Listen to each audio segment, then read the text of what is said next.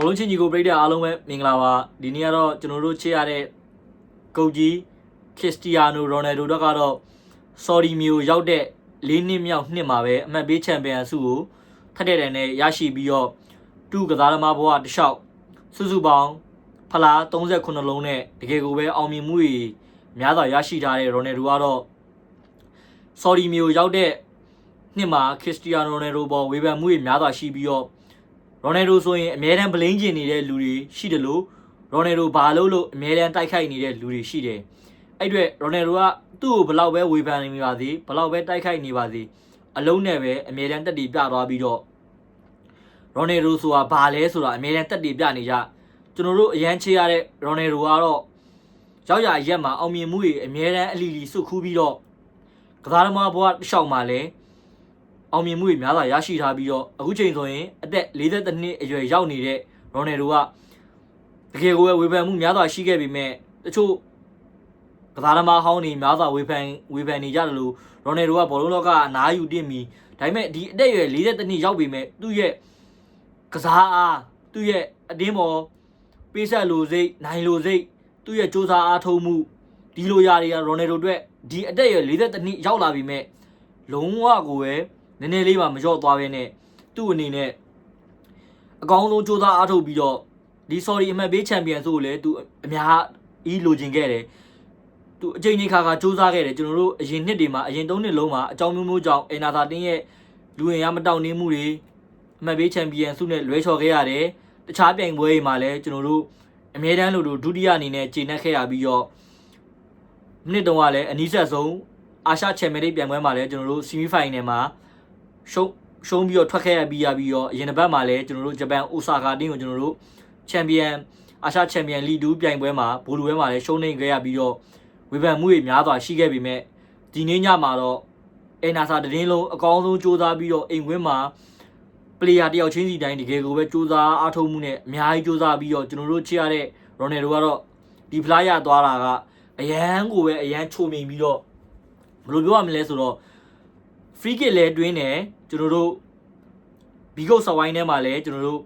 18ခိုက်စီးထဲမှာလဲသူဂိုးပိတ်တွင်းတယ်ဂိုးပြက်လဲအနိုင်တယ်အမှတ်ပေးချန်ပီယံကိုလည်းရတယ်တကယ်ကိုပဲအရန်ချိုမြင်ပြီးတော့တကယ်ကိုပဲပျော်စရာကောင်းတဲ့အခိုက်အတန့်ဖြစ်ပြီးတော့ကျွန်တော်တို့ညာကတော့ရိုနယ်ဒိုပြည့်ရက်တွေလည်းအများကြီးပျော်ပြီးတော့ရိုနယ်ဒိုကိုယ်တိုင်ဒီလိုခိုက်တန့်မှာမျက်ရည်ကျပြီးတော့သူကိုယ်တိုင်အပျော်လွန်ပြီးတော့ဝမ်းတာမျက်ရည်နဲ့လုံးဝအောင်ပွဲခံနေတဲ့အနေထားတွေလည်းတွေ့ရပြီးတော့တကယ်ကိုပဲအရန်ကိုပဲကျွန်တော်တို့ယောက်ျားရင်းမာကြီးတောင်းတန်မျက်ရည်မကျပါပြီမဲ့ညဆိုရင်ရိုနယ်ဒိုတဲ့အရန်ဝမ်းတာလုံးလို့တကယ်ကိုပဲဘယ်လိုပြောရမလဲမသိဘူးအရန်ဝမ်းတာမျက်ရည်နဲ့ရိုနယ်ဒိုဖန်တွေတော့ကတော့ဒီနေ့တနေ့လုံးကအရန်ကိုပဲပျော်ရွှင်စရာကောင်းတဲ့နေ့လေးဖြစ်ပြီးတော့ရိုနယ်ဒိုကအမြဲတမ်းလိုပဲဒီဆော်ဒီမြေမှာအခက်အခဲပေါင်းများစွာရှိပြီးတော့ကျွန်တော်တို့ပြိုင်ဘက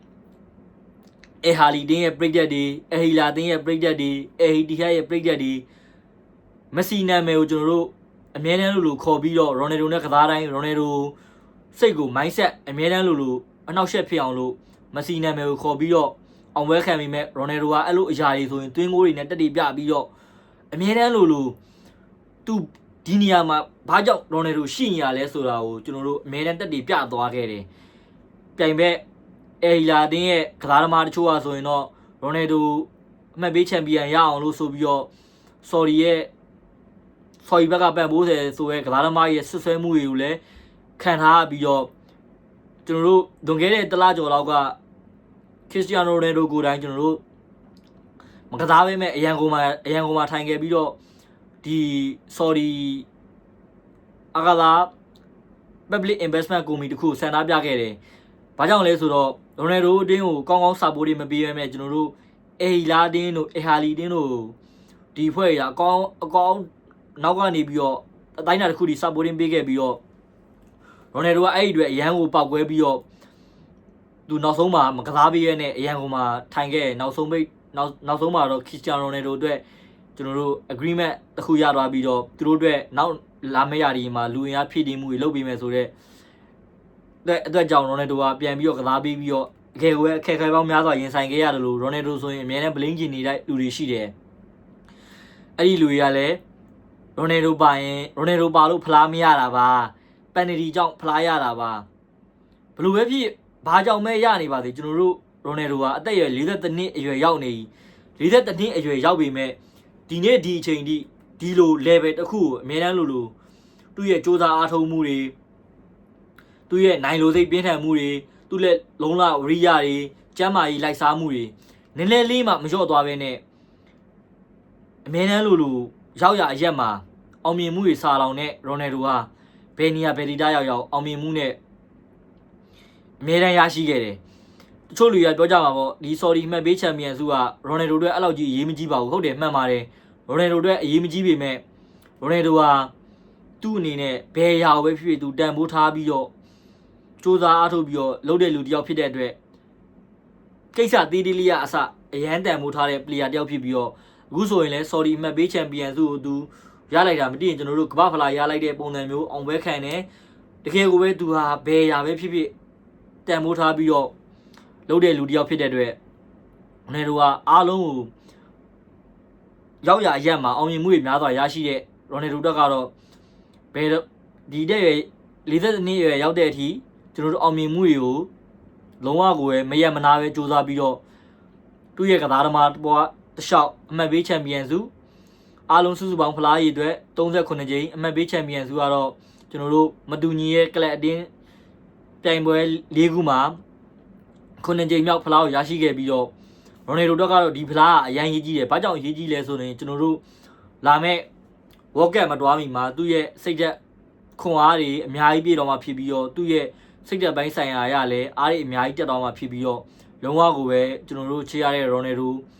ဖန်တွေလည်းဒီနေ့ social media မှာဆိုခရစ္စတီယာနိုရိုနယ်ဒိုအကြောင်းတွေကြီးပဲကျွန်တော်တို့ချေရတဲ့ရိုနယ်ဒိုတက်ကတော့ဒီဖလားလေးရအောင်နဲ့ကျွန်တော်တို့ကတော့မကျေနပ်သေးဘူးကျွန်တော်တို့ရဲ့အဓိကမျှော်လင့်ချက်ကတော့လာမဲ့ကမ္ဘာဖလားပြိုင်ပွဲဖြစ်ပြီးတော့ next mission ခရစ္စတီယာနိုရိုနယ်ဒိုရော့ကတ်နဲ့အတူကျွန်တော်တို့အောင်ပွဲခံတာကိုလည်းအရန်ကိုပဲကြည့်ကျင်နေပြီဘိုင်ပြောအားပေးတဲ့တယောက်ချင်းဒီတောင်ကိုလည်းကျေးဇူးအများကြီးတင်ပါတယ်ကျွန်တော်တို့နောက်ဗီဒီယိုမှာပြန်လည်တွေ့ဆုံကြပါမယ်ကျွန်တော်ခရစ္စတီယာနိုရိုနယ်ဒိုအကြောင်းအတွက်ဗီဒီယိုတီးရတဲ့ပုတ်လည်းရိုက်ပြီးတော့နောက်ဘက်ထဲမှာကျွန်တော်တင်သွားပြပါမယ်ကျေးဇူးတင်ပါတယ်အားလုံး